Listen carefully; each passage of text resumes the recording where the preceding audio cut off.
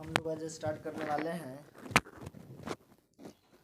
क्या स्टार्ट करने वाले हैं हम लोग। कल पढ़े थे 1857 की क्रांति में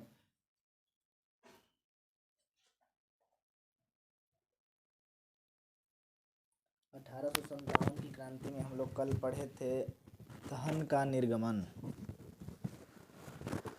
धन का निर्गमन और आज शायद 1885 तो देख लेते हैं।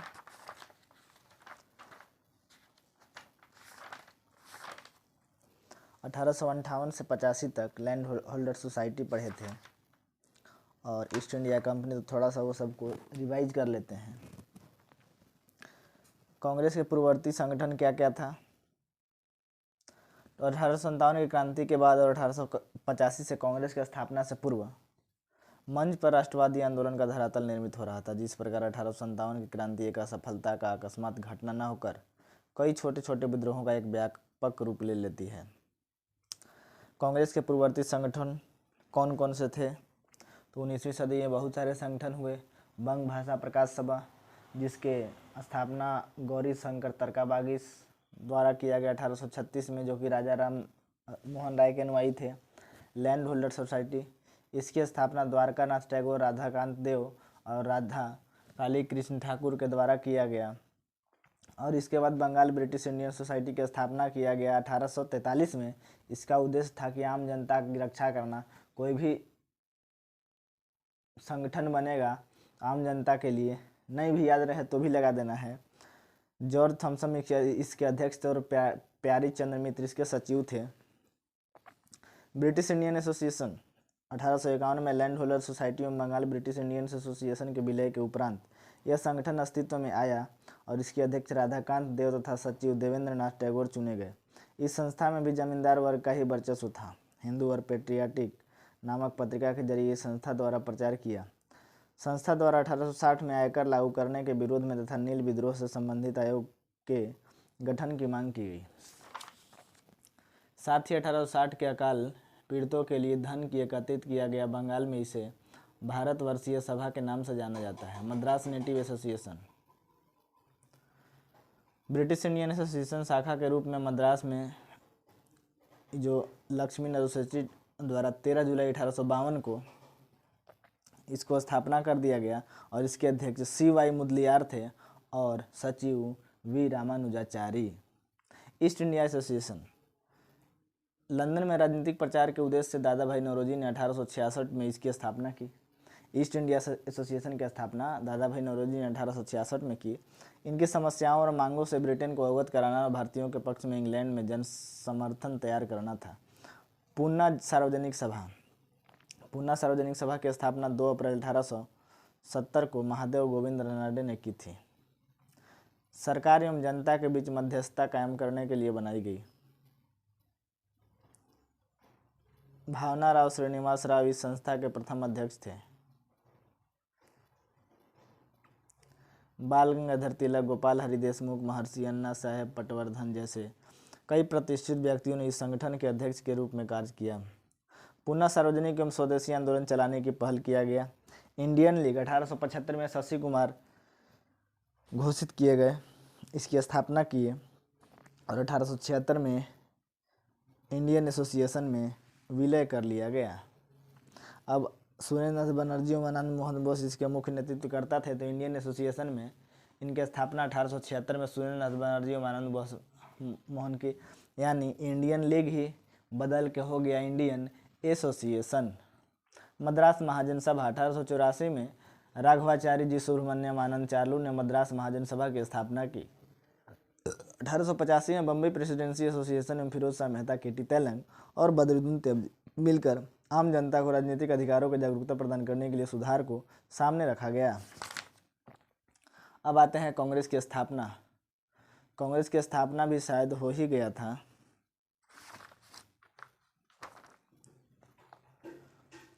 इसकी स्थापना 1 मार्च 1883 से शुरू होता है कलकत्ता विश्वविद्यालय AOHM द्वारा और सितंबर 1884 में पहला कदम लगाया जाता है, जो कि पत्र लिखा जाता है। और 1884 में राष्ट्रीय संघ नामक राष्ट्रीय संगठन की स्थापना किया गया। 72 प्रतिनिधियों की उपस्थिति में 28 सितंबर 1885 को इसकी स्थापना कर दिया गया। जनरल सेक्रेटरी एवं जिन्होंने बेमेश चंद्र बनर्जी इसका पहला अध्यक्ष नियुक्त किया गया। भारतीय राष्ट्रीय संघ का अध्यक्ष अधिवेशन 28 दिसंबर से 31 दिसंबर बम्बई के गोकुल दास तेजपाल संस्कृत विद्यालय में किया गया था। इसी सम्मेलन में दादा भाई नौरोजी ने संगठन का नाम बदलकर भारतीय राष्ट्रीय कांग्रेस को रखने का सुझाव दिया गया। कांग्रेस के पहले अधिवेशन में कुल 72 सदस्य शामिल हुए थे, जिसमें दादा भाई नौरोजी, फिरोज शाह मेहता, काशीनाथ तैलंग, राघवाचारी एवं सुब्रमण्यम आदि थे। 1890 में कलकत्ता विश्वविद्यालय की प्रथम महिला स्नातक कदामिनी गांगुली ने कांग्रेस को संबोधित किया। इसके उपरांत संगठन में महिला भागीदारी हमेशा बढ़ती ही गई। सेफ्टी बल्ब थ्योरी का सिद्धांत सर्वप्रथम लाला लाजपत राय ने अपने पत्र यंग इंडिया में प्रस्तुत किया। दरअसल भारतीय राष्ट्रीय कांग्रेस की स्थापना एक अंग्रेज अधिकारी ए ह्यूम ने की थी। इसकी स्थापना से पूर्व ए ह्यूम ने तत्कालीन वायसराय लॉर्ड डफरिन ने परामर्श किया। ऐसा माना जाता है कि इंडियन नेशनल कांग्रेस डफरिन के दिमाग की ही उपज थी। डफरिन भी चाहता था कि भारतीय राजनीतिक वर्ष में एक बार एकत्र हो जाए, जहां पर प्रशासन के कार्यों को दोष उनके समाधान के सुझावों का सरकार के प्रति अपनी भावना प्रकट करें। गर्मपंथी नेता लाला लाजपत राय द्वारा 1916 में यंग इंडिया में प्रकाशित एक लेख में के माध्यम से सुरक्षा बल्ब की परिकल्पना करते हुए कांग्रेस को लॉर्ड डफरिन के दिमाग की उपज बताया।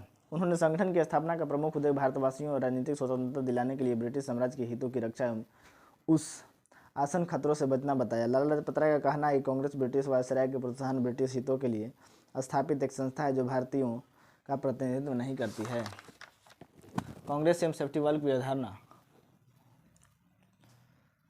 दरअसल कांग्रेस ने सेफ्टी बल्ब कहने के पीछे मुख्य दो आधार हैं। पहला, कांग्रेस की स्थापना के पीछे वास्तविक योजना किसी भारतीय की नहीं बल्कि किसी ब्रिटिश की थी। तत्कालीन वायसराय डफरिन का ही इसे समर्थक प्राप्त था। दूसरे, कांग्रेस की कार्यप्रणाली अपनी स्थापना के प्रारंभिक वर्षों में ब्रिटिश शासन की न्यायिकता से विश्वास करने वाली ब्रिटिश शासन के भारत के हित को मानने वाली थी। डफरिन इस प्रकार के संगठन की स्थापना क्यों कहा जाता है? हालांकि इसके पीछे कोई ठोस आधार प्रमाण नहीं मिला है। लॉर्ड डफरिन ने कांग्रेस के रूप में अखिल भारतीय संगठन की स्थापना क्यों की, किंतु तत्कालीन ब्रिटिश औपनिवेशिक मानसिकता के आधार पर यह कहा जा सकता है कि 1858 के लेकर कांग्रेस की स्थापना इससे पूर्व तक भारत में कई हिस्सों में राजनीतिक तथा गैर राजनीतिक संगठनों की स्थापना हो रही थी। इस संगठनों का स्वरूप क्षेत्रीय तथा अपने निजी हितों में संचालित था, किंतु इसमें कोई संदेह नहीं था कि इस संगठनों के विरुद्ध केंद्र बिंदु ब्रिटिश शासन ही था। अतः लॉर्ड डफरिन पाश्चात्य शिक्षा प्राप्त तथा समाज के उच्च वर्ग के आने वाले व्यक्तियों का एक ऐसा संगठन बनाना चाहता है जिसका स्वरूप राष्ट्रीय हो तथा जिसकी विचारधारा एक मानसिकता ब्रिटिश शासन काल के अनुरूप हो। इसलिए ए ह्यूम ने मध्यम वर्ग के दादा भाई नौरोजी, सूर्यनाथ बनर्जी जैसे, फिरोज शाह मेहता, बेमेश चंद्र बनर्जी जैसे व्यक्तियों का एक ऐसा समूह चुना जिनका ब्रिटिश न्यायिकता एवं विचारधारा के विश्वास था। वस्तुतः ब्रिटिश सरकार एवं डफरिन कांग्रेस को संपूर्ण भारत के हितों एवं मार्गों को प्रस्तुत करने वाले एक संगठन के रूप में स्थापित करना चाहते थे, ताकि अन्य क्षेत्रीय संगठनों की ब्रिटिश शासन विरोधी को दबाया जा सके। क्या वास्तव में कांग्रेस सेफ्टी बल्ब थी? नहीं। हालांकि यह सत्य है कि कांग्रेस की स्थापना के पीछे वास्तविक मंशा ब्रिटिश शासन की थी, किंतु यह तात्पर्य भी नहीं है कि बिल्कुल कांग्रेस की औपनिवेशिक हितों की पोषक अथवा समर्थक थी। दादा भाई नौरोजी, सूर्यनाथ बनर्जी जैसे व्यक्तियों का उस समूह समय स्वयं चाहता था कि इस प्रकार के एक राष्ट्रीय स्तर के संगठन की स्थापना की जाए जो पूरे भारतीयों की मांगों को ब्रिटिश सरकार के समक्ष प्रभावी ढंग से प्रस्तुत कर सके। कांग्रेस के प्रारंभिक नेता इस बात से भलीभांति परिचित थे कि क्षेत्रीय संगठनों के माध्यम से ब्रिटिश सरकार ने अपनी मांगें नहीं मनवाई जा सकती थी। पाश्चात्य शिक्षा प्राप्त होने के पश्चात यह नेता अखिल स्तर पर राजनीतिक संगठन के महत्व एवं भूमिका से अवगत थे। इसके अलावा प्रारंभिक वर्षों में कांग्रेस की मांगों इसलिए उदार थी क्योंकि संगठन अपनी अभी भी यंग अवस्था में थी, किंतु कांग्रेस इतनी सुदृढ़ एवं व्यवस्थित नहीं हुई थी कि ब्रिटिश सरकार का प्रत्यक्ष रूप से प्रतिरोध कर सके। कांग्रेस का जनमत अभी भी उतना मजबूत नहीं हुआ था। साथ ही कांग्रेस की राजनीतिक क्रमिक सुधारों के पक्षधर थे और उन्होंने इसलिए ब्रिटिश सरकार के समक्ष ऐसे चुनौती पेश की कि संगठन के दमनात्मक दृष्टिकोण अपनाया जा सके। निष्कर्ष तौर पर हम कह सकते हैं कि किसी भी संगठन की प्रकृति का अंदाजा उसके संस्थापकों और दृष्टिकोण के बजाय संगठन की कार्यप्रणाली के आधार पर लगाना अधिक उचित होगा। इस आधार पर कांग्रेस को सेफ्टी बल्ब कहना बिल्कुल भी उचित नहीं है, क्योंकि आगे चलकर कांग्रेस ने ही भारतीय राष्ट्रवादी आंदोलन को नेतृत्व प्रदान किया और संपूर्ण भारत में जनमत की अभिव्यक्ति का माध्यम बनी। विचारधारा एवं कार्यक्रम यहीं तक शायद कल पढ़ लिए थे। ठीक है, अब यहाँ से आते हैं विचारधारा एवं कार्यक्रम।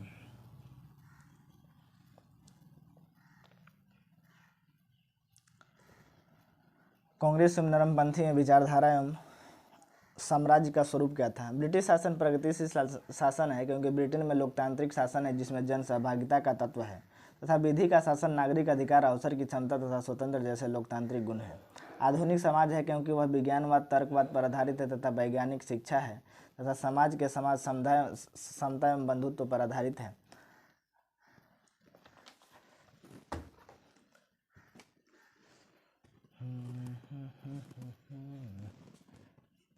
UPSC मॉडर्न हिस्ट्री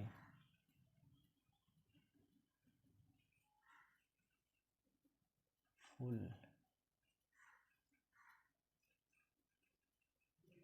सिलेबस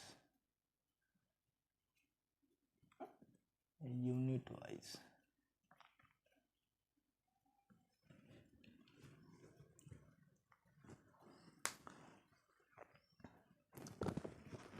अब आते हैं विधि का शासन, नागरिक अधिकार, अवसर की समता तथा स्वतंत्रता जैसे लोकतांत्रिक गुण हैं। आधुनिक समाज, क्योंकि यह विज्ञानवाद एवं तर्कवाद पर आधारित है तथा वैज्ञानिक शिक्षा एवं वहाँ के समाज समता एवं बंधुत्व पर आधारित है। आधुनिक अर्थव्यवस्था, औद्योगिकरण को बढ़ावा दिया गया। मॉडर्न इकोनॉमी क्या था? मॉडर्न इकोनॉमी में अर्थव्यवस्था को बढ़ावा दिया गया। किंतु भारत में यही शासन अब ब्रिटिश है, क्योंकि यह जन सहभागिता राजनीतिक प्रशासनिक पर आधारित नहीं थी। राजनीतिक सहभागिता के लिए विधायिका एवं कार्यपालिका का पृथ्वीकरण आवश्यक है। इसी प्रकार प्रशासनिक जन सहभागिता के लिए सिविल सेवा की परीक्षा भारत में आयोजित की जानी जरूरी है। व्यवहार में सभी के लिए कानून समान नहीं है। भारतीय अर्थव्यवस्था में औद्योगिकरण को रोका जाता है। व्यवहार में सभी के लिए कानून समान नहीं है। व्यवहार में सभी के लिए कानून समान नहीं है, यानी जो ब्रिटिश लोग हैं वो लोग के लिए अलग है, इंडियन लोग हैं वो लोग के लिए अलग है। राजनीतिक सहभागिता के लिए विधायिका एवं कार्यपालिका का पृथ्वीकरण आवश्यक है। इसी प्रकार प्रशासनिक जन सहभागिता के लिए सिविल सेवा की परीक्षा भारत में आयोजित की जानी जरूरी है। व्यवहार में सभी के लिए कानून समान नहीं है। भारतीय अर्थव्यवस्था में औद्योगिकरण को रोका जाता है।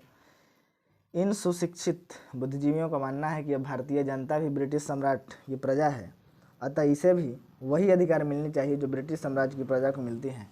यानी भारतीय जनता का भी कहना था कि जो ब्रिटिश साम्राज्य को दिया जा रहा है, ब्रिटिश की प्रजा को, वो अधिकार हमें भी मिलनी चाहिए, क्योंकि हम भी ब्रिटिश की प्रजा हैं। जबकि भारत में न केवल असमानता का व्यवहार किया गया, बल्कि भारतीयों का धन निर्गमन निरंतर ब्रिटेन की ओर जा रहा था। केवल यहाँ से धन जा ही रहा है, एक रेखीय रूप में, आने का कोई स्रोत ही नहीं है। धन निर्गमन के सिद्धांत से तात्पर्य धन से ब्रिटेन की तरफ एक रेखीय रूप में प्रवाहित हो रहा था। और दादा भाई नौरोजी, ये लिखना है, दादा भाई नौरोजी की पुस्तक थी, दादा भाई की पुस्तक थी poverty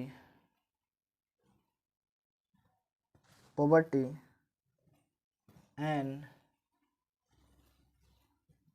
un British rule in India.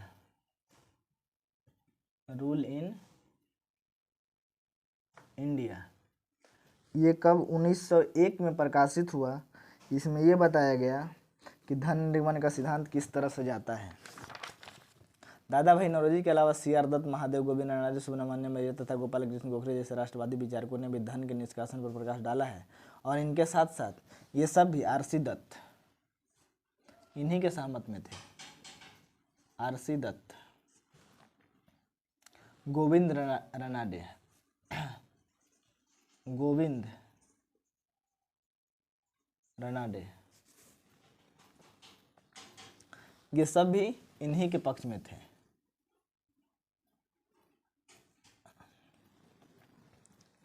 धन निर्गमन के स्रोत क्या थे? तो ईस्ट इंडिया कंपनी के कर्मचारियों का वेतन एवं pension, board of control, board of director के वेतन एवं भत्ते, यानी ईस्ट इंडिया कंपनी के जो भी कर्मचारी थे,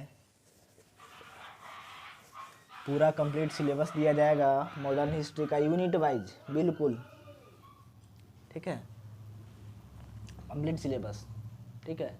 मैंने अनअकैडमी से कोर्स ले रखा है और हिंदी लिटरेचर का भी दृष्टि है इसका। और कैसे कैसे जा रहा था? तो यहाँ से ईस्ट इंडिया कंपनी के कर्मचारियों का वेतन एवं भत्ता, ईस्ट इंडिया कंपनी के वेतन एवं भत्ता के रूप में board of director and board of controller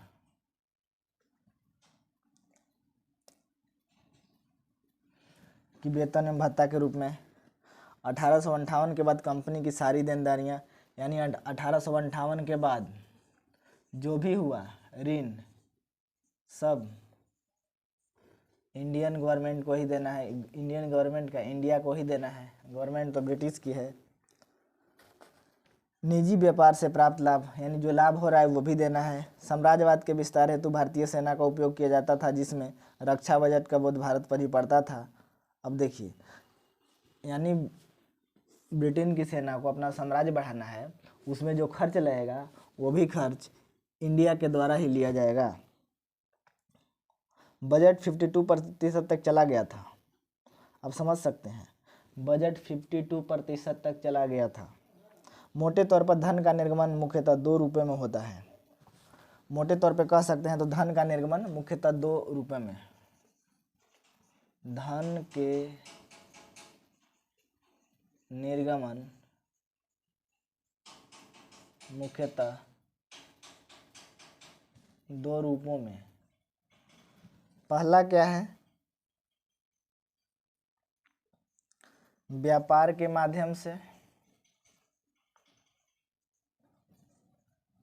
दूसरा क्या है? अंतरिम पूंजी के सृजन के माध्यम से। अंतरिम पूंजी के सृजन के माध्यम से। अब व्यापार के माध्यम से कैसे जाता था?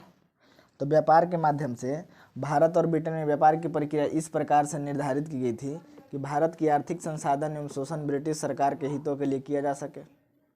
इसके लिए भारत को कच्चे माल का निर्यातक बनाया गया, अतः ब्रिटिश उद्योगों से निर्मित तैयार कच्चे माल का आयातक, साथ ही कच्चे माल के संसाधन प्रबंधन को भारतीय राजस्व के रूप में दिखाया गया। शेष विश्व के साथ अपने व्यापारिक घाटे को संतुलित